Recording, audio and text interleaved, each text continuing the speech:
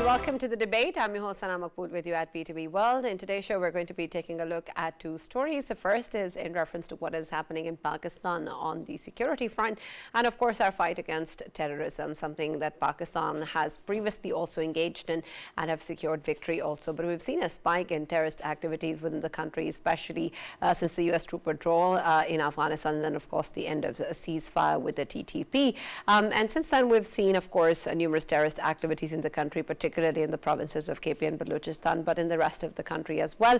And then with regards to regional security as well, and the threats emanating from outside of Pakistan, including that coming from Afghanistan, where a lot of safe havens to these terrorist groups have been provided. Unfortunately, we have, of course, put forward a lot of insurgencies with regards to their presence in Afghanistan forward with the Afghan Taliban regime as well, but unfortunately haven't seen the kind of tangible action that is required and the reassurance that is needed to be protecting their territory not to be used against any others. But we're going to be taking a look at understanding what sort of partnerships can exist beyond the region as well, particularly in terms of Pakistan-US partnership on the counterterrorism front, with the US State Department speaking about the valued partnership between the two countries, and also talking about the aspects of counterterrorism that the US supports and that is fully engaged with the country in terms of supporting activities at home with regards to providing security and human rights to its citizens.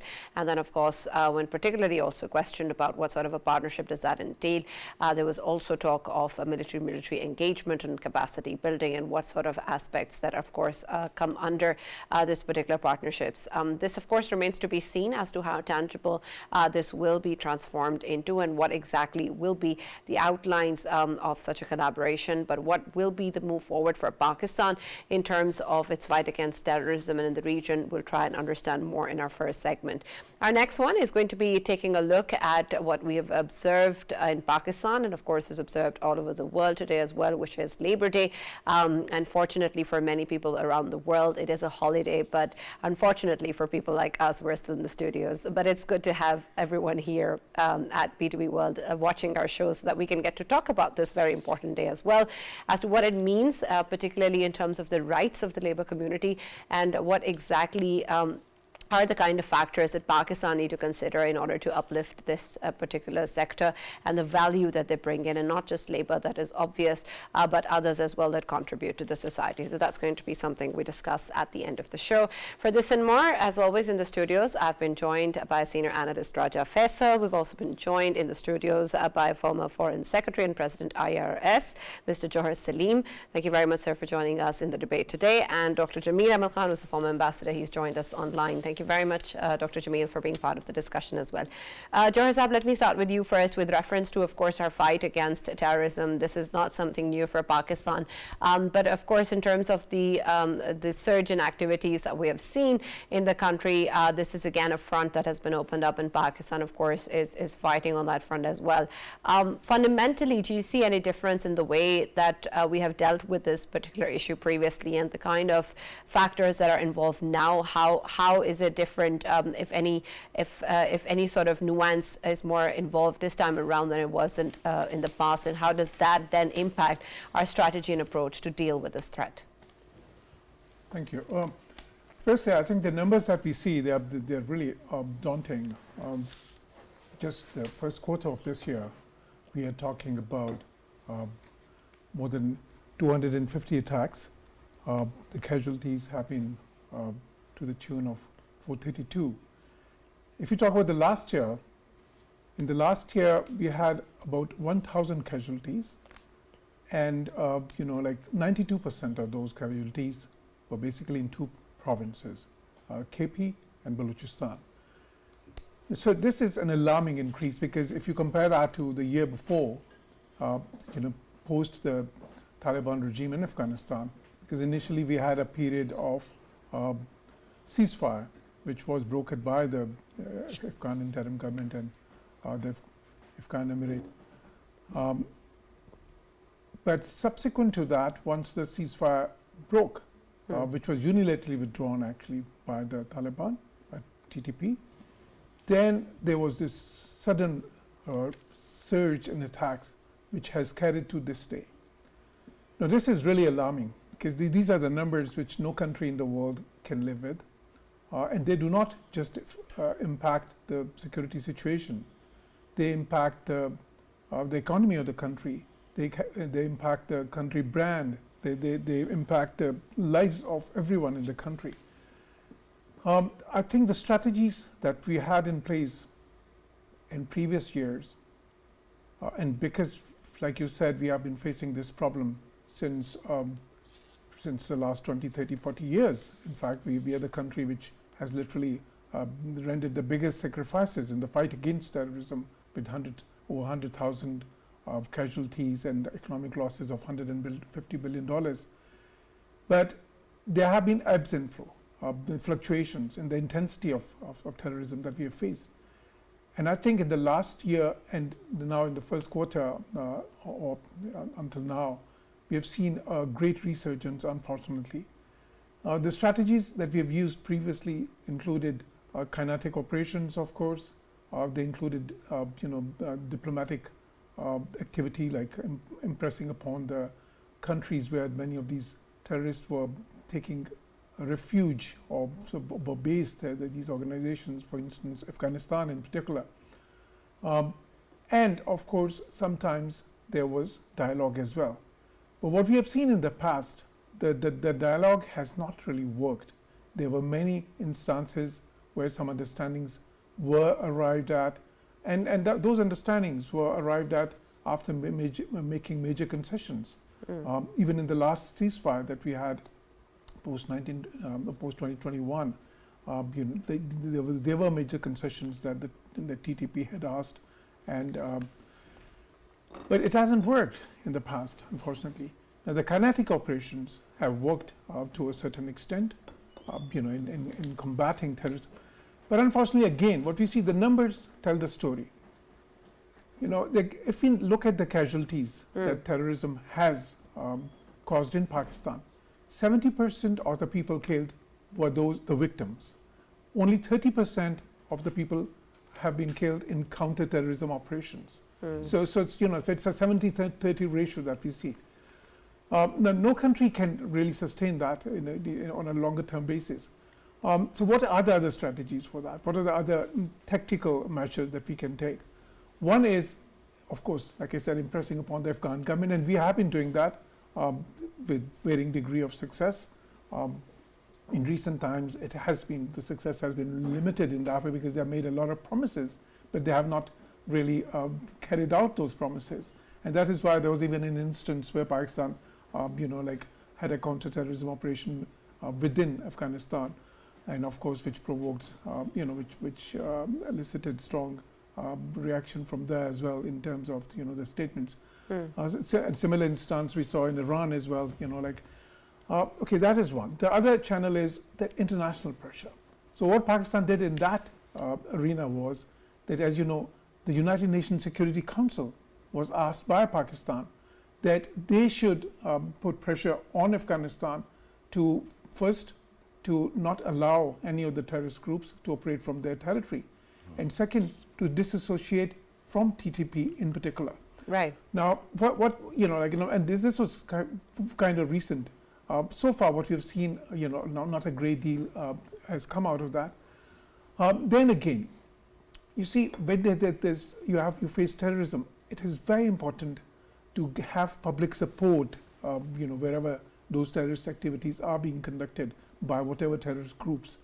So I think, and Pakistan has taken a number of actions, in terms of, enhancing the public support, like promoting awareness about, these terrorist groups. Because see, when they have to operate and when they have to conduct these terrorist operations or terrorist activities, they cannot be totally invisible.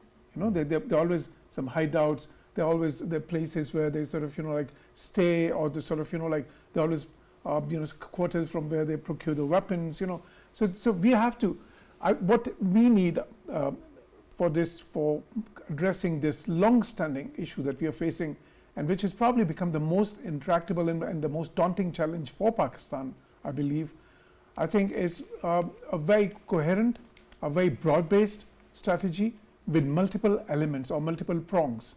And there has to be, the strategy should have in place a short-term perspective, a medium-term perspective, and a longer-term perspective.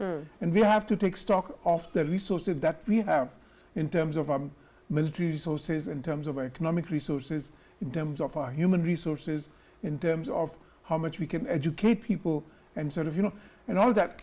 And I think without that, it's really hard to see, addressing this problem in a significant manner, unfortunately, although we have been doing so much and the government is so very concerned and so very cognizant of the need to sort of, take all possible actions, and our armed forces, they have valiantly fought this menace and rendered so many sacrifices.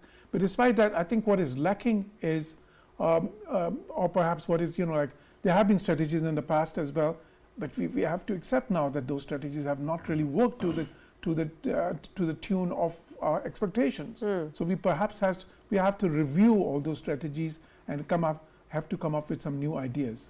Absolutely. And Dr. Jamil, I'd like your take on that as well, because especially when we talk about re-evaluation or reflection in terms of our strategy or approach, there is, of course, a lot of emphasis on zero tolerance policy. But what exactly does that mean on ground in terms of tangible action that is taken against various terrorist groups, that is taken against those who provide safe havens to terrorist groups, in terms of regional cooperation, in terms of our relations with other countries? How exactly then do we pursue this zero tolerance policy? Because it seems that despite whatever pressure that Pakistan has put forward, or whatever platforms that Pakistan has used to put forward the stance that this is not acceptable, that the Afghan Taliban regime continues to provide such safe havens and that they need to make sure that this does not happen, it still continues. So what aspect will then be important in actually ensuring that there is in fact zero tolerance? That's right. Zero tolerance, could only be possible if we have the tools to implement whatever we have really evolved through the legal instrument, that is our law of the land, and in which we have the Anti-Terrorist Act, we have the Pakistan Penal Code, we have other enactments to address that. But to what extent have we been able to implement it? There are various components to it. And the first and foremost component, which was the short term, which Mr. Saleem also has just mentioned, which is basically the implementation through the operation. And the operations what we've been conducting was really quite successful and quite recognized all over, particularly the military operations against the terrorist groups, and those examples are also cited that how successful. But the terrorism, with only the operation against the terrorist, kinetic operation, what is just mentioned a little while ago, that doesn't alone serve the purpose. Basically, it is a multi-dimensional and multi-layered issue in the present day world. It has a bilateral connotation. It has the national strategy connotation, and it has a multilateral connotation. Once I say bilateral connotation, in that we've been engaging with Afghanistan, we've been having dialogue at the government level, we've been protesting it, we've been issuing the march to the Afghan NY, we've been doing all. And then at the international fora, there have been a Security Council resolution, more than about 4 to 6 Security Council resolution, which asked the Afghan Taliban to ensure that the Afghanistan is not really used for any terrorist activities.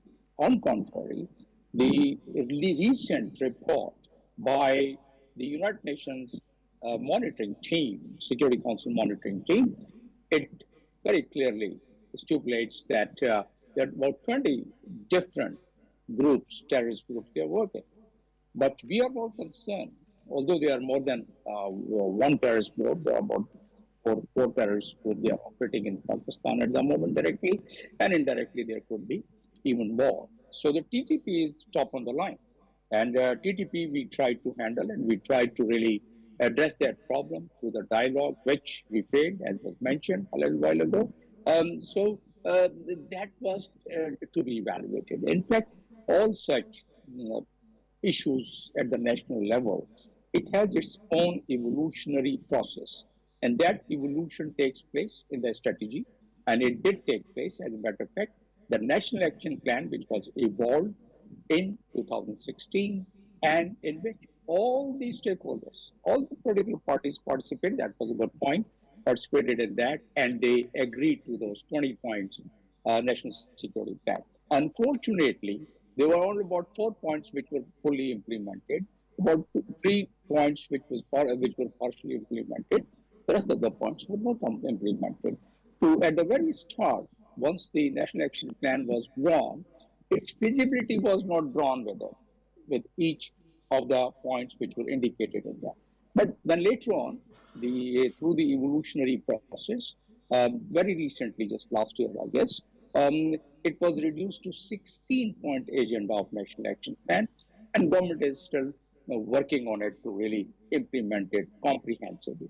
Now, what is the impediment? Impediment, as I said, that multilateral factors also come in. If the Afghan Taliban are not adhering to the international law, which is the Security Council resolution, including to 1267, 1267, onward, there are about, as I said, more than five resolutions which they should follow. And more importantly, Doha Agreement, which has been adopted by the Security Council resolution, although it was between the two parties, but later on it was adopted by the Security Council resolution.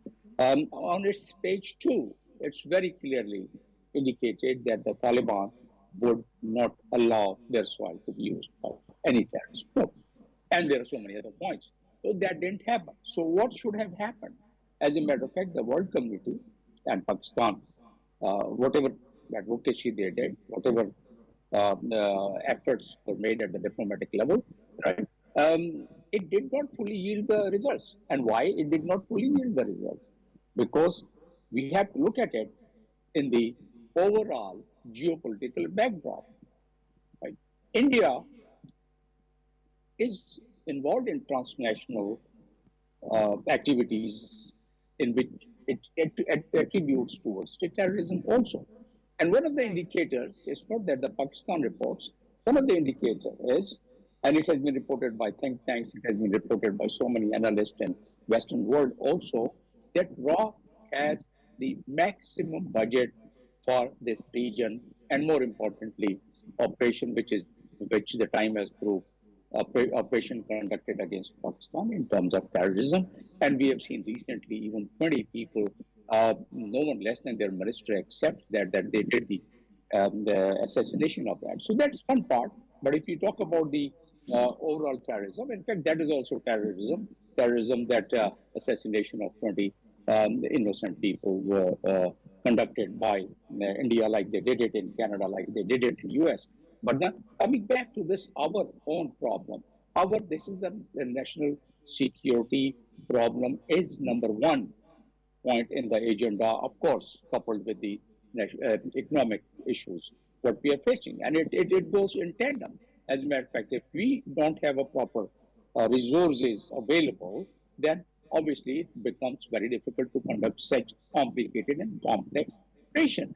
Now, what needs to be done? As a matter of fact, there is no rocket science. In the United States, 9/11 happened, and there were so many failures of the coordination. The coordination was the main factor that 9/11 happened, according to them. What they did was they harmonized it. They were all the agencies, more than about 26 to 30 agencies. They were brought through software, through other mechanisms, and they are now in a full harmony and coordination. In our country, despite the fact that it was mentioned in 20-point National Action Plan, and it is also mentioned in 16-point National Action Plan, which was condensed to 16 points, and that the coordination platform. We have NECTA. Which is meant for this purpose, but NECTA needs to be further strengthened. As a matter of fact, they have not. We are now figuring out, according to the Institute of Economic and peace, IEP, our global terrorist index, we are quite high. It has increased 22%. And since 2017, it has gone so high. So if we talk about these factors, then we have to address following things. One, that our law enforcement tools of all these agencies, which need to be coordinated and calibrated, which government is making efforts as a matter of fact. But let's see the kind of challenge which government is facing, to what extent those challenges could be met with. Now, these challenges are not only recognized by us, by Pakistan's the state of Pakistan, it's recognized internationally also. Hillary Clinton, way back in 2011 and 12, while testifying in front of the Foreign Affairs Committee, in front of the senators, she did mention, and it's on the video, it's on the Google. She did mention that Pakistan, while we involved Pakistan in against Soviet Union, right? And I know, and the people of those who have been in service at that time also, they know there are about 60. We mustered, the recruits were brought from 60 different countries, and they fought. So some of them, not only those countries, but our own people, those who were used for that purpose, we could not rehabilitate it. And this is what Hillary Clinton also mentioned. This is what our analysts and our government officials have also mentioned at various platforms. So bottom line is that those 16 points which are available now, in fact, that needs to be implemented in its letter and spirit. Unless the law is enforced, then there are other factors. That is foreign involvement, foreign agencies' involvement, which I just mentioned. Right, The way absolutely. they are involved. Dr. Jamil, we'll discuss that further in detail as well, but I want to focus a little bit on the factors that you said in terms of what's already available to us at our disposal. And Faisal, of course, we have, as Dr. Jamil was talking about, we have bodies like NECTA, we of course have the National Action Plan, we have a way forward in terms of what exactly we need to do, but I want to still understand that if at the end of the day it's a matter of implementation, there is of course a lot of emphasis in terms of what we do on the security front. Our armed forces are fully prepared to deal with any threat. But in terms of what is needed, particularly in terms of the kind of coordinated effort at home and the increased intelligence sharing between different quarters, and then of course outside of Pakistan and the region as well, what sort of then is that block or any hindrance in actually for us to do that in letter and spirit? Because at the end of the day, this is not something again that we're dealing with today, and we've done that finally with a consensus that unfortunately politically we don't see on other fronts, but there is one on this one. But despite that, it seems that there is something blocking us in actually doing that. What exactly that is, and then how do we factor in the regional elements? Because we talk about Afghanistan a lot, but as Dr. Jamil was saying, there are the other elements that are involved in other countries that are also involved in the conversation. Of course, the threat that is coming in from India, and then the kind of intelligence sharing that is required both with Afghanistan and Iran. What exactly then how exactly will then these factors also influence what is actually implemented on ground? Yes, and obviously when we talk about our relations with the Afghan Taliban regime, of course there is a trust deficit, and that trust deficit needs to be covered. And why is that trust deficit there? Because when we talk about the TTP, of course the TTA, they consider them their brothers in arms, because they have a sort of ideology. They keep on considering TTP being part of them, because in past they have fought against Americans along with them, and they believe that they are sort of aligned to them. But this is not the case. TTP is no ideology at all, and I think this is what Taliban, they need to understand. Taliban sitting in Kabul, I'm talking about, they need to understand that TTP is no ideology at all. They are just a bunch of criminals, a bunch of terrorists who are being utilized by the rogue, rogue intelligence agencies like Rogue Assassins Wing, as we have named RAW very recently.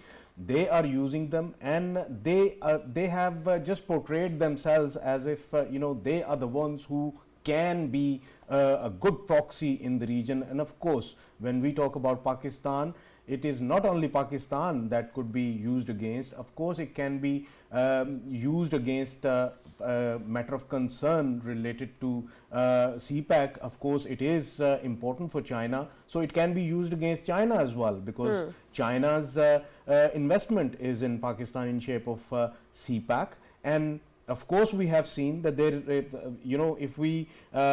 if we just meet the dots, all of the previous activities, the very recent activities which have been taking place in terms of terrorist activities, they were against, majority of them against Chinese engineers, be it Chinese workers working somewhere, teachers. Of course, they've been attacked as well in past, and there were attacks that were conducted in Gwadar as well, and CPEC authority, it was hit in past. So all of these dots, they actually give you an idea what kind of work is being done by all of these proxies sitting in Afghanistan.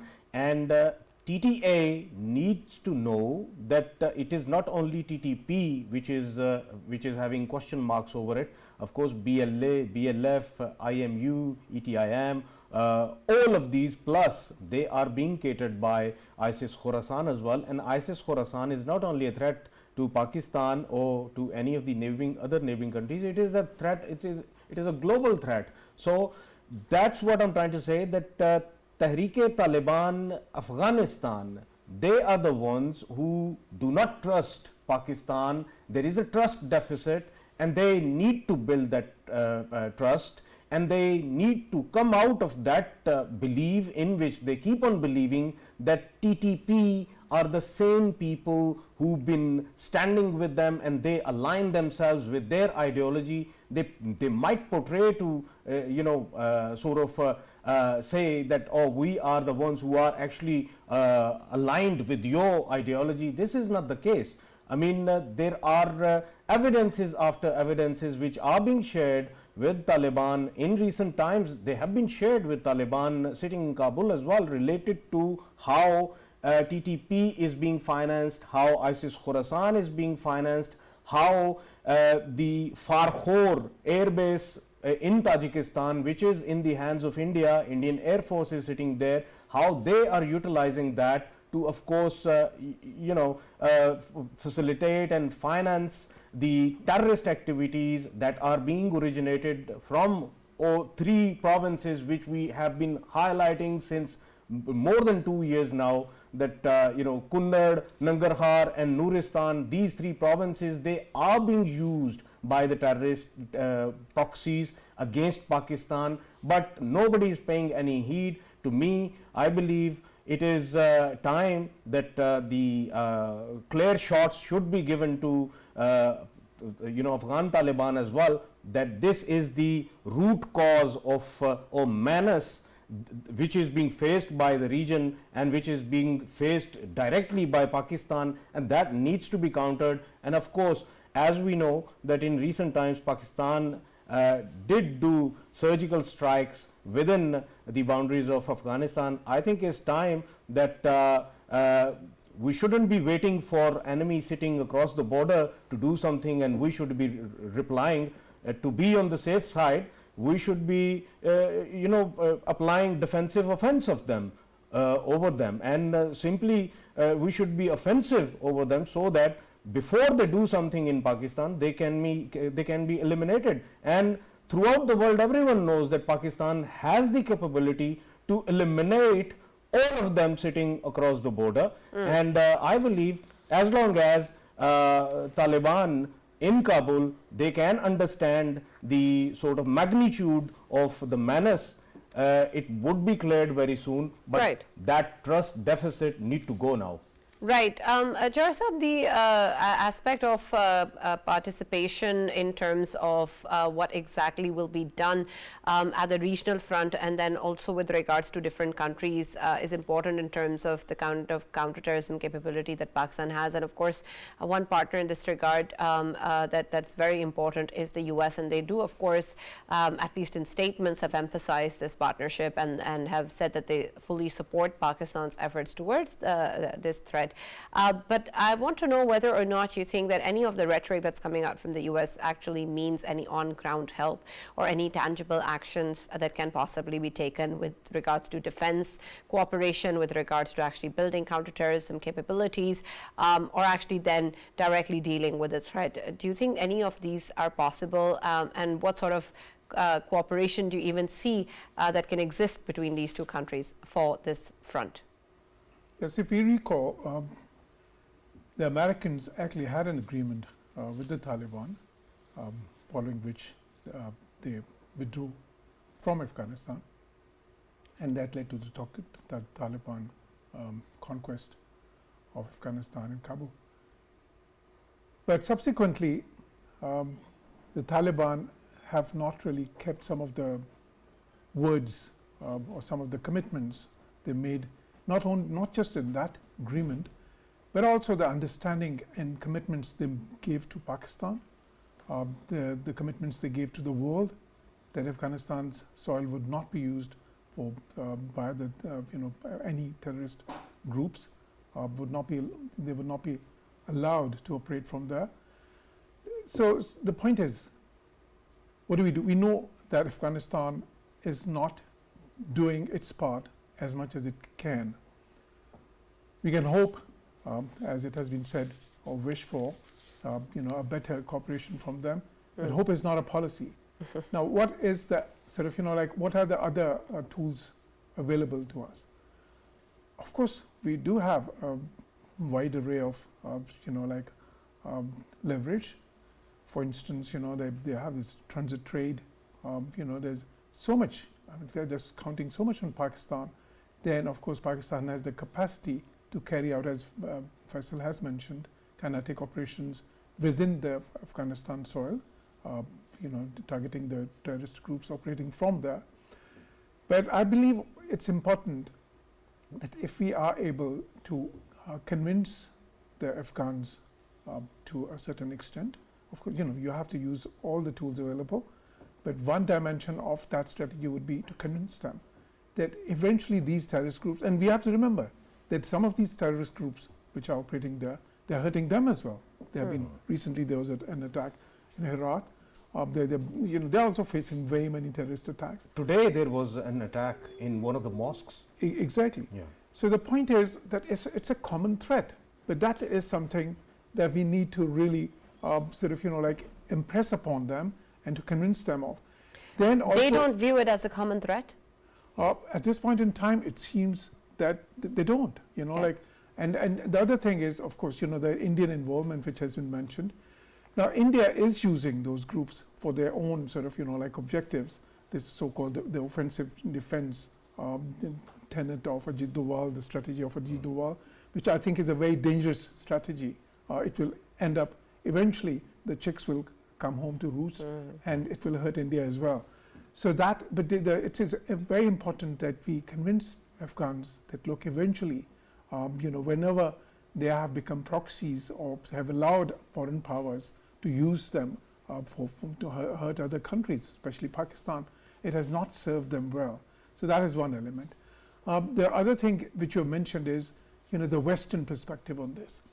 The Americans are still looking at Afghanistan. They're still involved directly or indirectly, because they do perceive that there could be certain threats emanating from Afghanistan.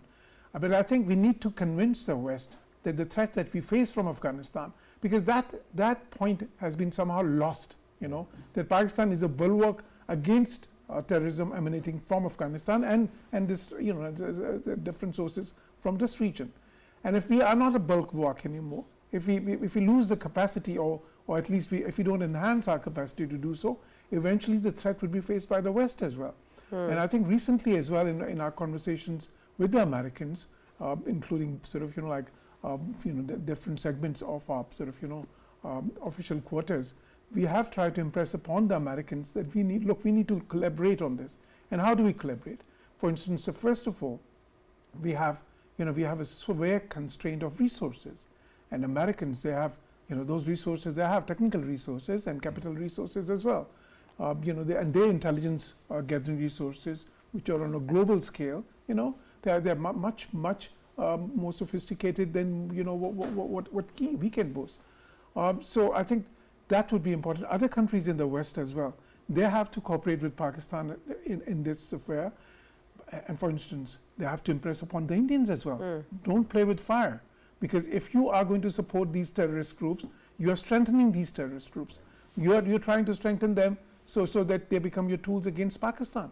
But these terrorist groups, don't have limited objectives. They have much wider objectives. In their objectives, eventually, like even India would be affected in terms of their objectives. Even the West could be affected. So I think we probably need to develop a broader consensus on that. And that is our diplomacy is quite capable of doing that. It's just sort of it's just a question of sort of employing all our diplomatic resources on that. Now, in terms of kinetic operations within the country, again, Ambassador Jamil mentioned about this lack of coordination. Okay, we had this policy, of course, this strategy in place since 2017, as he has mentioned as well. But that strategy, let's be very candid, that strategy has not worked to the extent that it was expected. Now, if the problem is that it didn't work because it was not implemented fully, then also we have to see why it was not implemented fully. If the problem was in the coordination, why the coordination has not taken place when we have organizations like NECTA. So I think we do have to look afresh, at all these sort of, like the missing, what are the missing links, Absolutely. And is the strategy enough, perhaps, like for example, when you're fighting terrorism, you have to remember that you're not just fighting terrorist groups, you're fighting an ideology. These are misplaced ideology. These are sort of like convoluted ideologies, but they're still ideologies. So you have to come up with a way to fight those ideologies as well, to ensure that you dry their support. Because if you dry up their support, if you dry their, if you are able to dry the financial resources that they're managing, then they can't really do much. So I think we need to have a holistic perspective, right? And we need to sort of, and I think it needs to be done on a sort of on a very kind of on a very prioritized basis as well. Absolutely. Right. Dr. Jamil, my last question to you with regards to this would be with reference to terror financing. And I understand that Pakistan, of course, has also taken a lot of measures in terms of the FATF, and also put forward a lot of aspects that would be necessary in terms of the way that the FATF views other countries, including India. And despite whatever intelligence sharing that has been done, whatever platforms have been used to reiterate our stance of Indian involvement in such activities, it seems that the kind of financial transactions that lead towards such groups also forming, and then also, of course, funding these activities somehow is again not internationally being taken control of, and perhaps the way that Pakistan has been putting forward this stance is not reflecting in the way that countries deal with each other internationally, in the way organizations such as the FATF views things that are happening.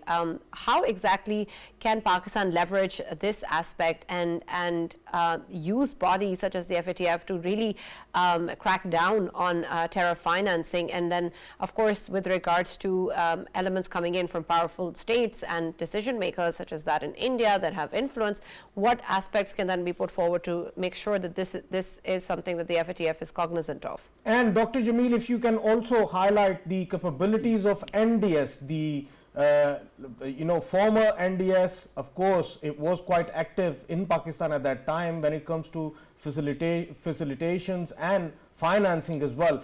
Can we say that India, having a hold of the top brass of NDS, can still utilize their ground sources?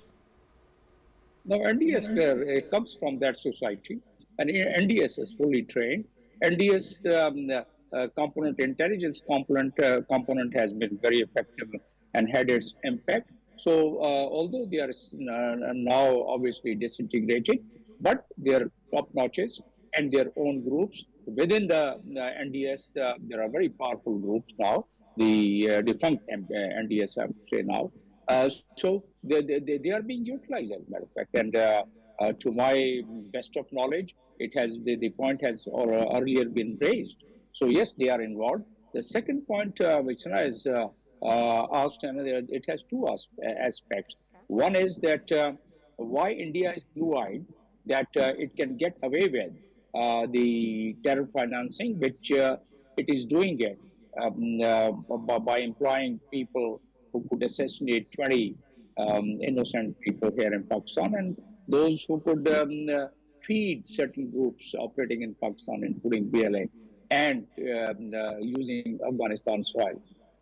So that the factor through FATF and through the international instruments which I just mentioned, International Law Security Council resolutions, it does have the obligation in all the countries of the world. India is not really following that. So that what pressure can be brought? The pressure on India could only be brought. Why it is blue-eyed? Because it is now being supported by the America and its allies. And why it's being supported? Because now one of the topmost foreign policy of the United States is the containment of China. So from that standpoint, so many things. China could import things from Iran and from sanctioned countries, the India, and it can go scot-free. And once we start connecting our gas pipeline, it becomes a problem for the United States. So it basically, what is needed is that what you raised the point about the terror financing, we've been mentioning it, and even the dossier which we submitted in the United Nations, it has its mention, although in a different context, Kashmir. But then there is that's one. But the other problem in Afghanistan is that there is no formal economy, there is no banking system. So all terror financing is being done through informal means, and therefore FATF would probably find, and it's finding it hard to really detect it. So from that standpoint, it's not working that much, but Pakistan has figured out quite well so far as terror financing checks are concerned within the country. And it has been recognized, as a matter of fact, and that's why we came out from the grey list, and now we are quite comfortable with that, and we are continuing. We have set up our system in an appropriate manner. The fact of the matter is that we have deliberated it so many times that it has three angles. One is what international instruments are available. Two, what national instruments are available, and what are the tools available to use those instruments, legal instruments, and what are the avenues open for the diplomatic efforts. So, which Ambassador Saleem Jauhar has already mentioned. So, those tools combined together, if it is honed together and implemented, it would start yielding the results. Now, again, in order to on all these tools, in order to combine all these tools and implement it, you need certain resources. And those resources under the economic condition, what we have, we are finding it quite challenging. And this is where your previous that, of course, is a problem that exists that must be resolved. But thank you very much, Dr. Jamil, for joining us and being a part of the discussion as well. We come to the end of this segment, but we're going to quickly also take a look at the very important Labor Day that was observed today. And Faisal, I'd like to take your perspective in as well in terms of what exactly is it that you think is of utmost importance when we talk about Labor Day. Of course, I think for most people it's the holiday, and that might be true for you. But besides that, if we really factor in the kind of attention that this demands and the kind of policy decisions, advocacy that this needs, and the kind of action that is needed on ground, what aspects do you think still need to be covered in this regard?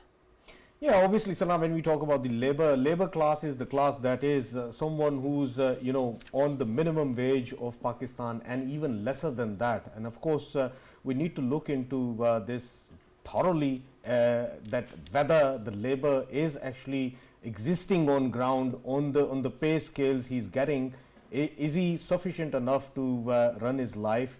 And every year when we celebrate this day, on this day all of the parliamentarians should be obviously, sitting on the same table and thinking about whether the labor is, having a life on ground or not. If not, then of course their policies, they need to be changed. And of course the minimum wage rate currently which is being provided to the laborers, that is not sufficient enough. And my request to the humble request to the government would be that they can look into it, and of course on ground situations are really bad for the labor, and something can be done for the labor on this Labor Day.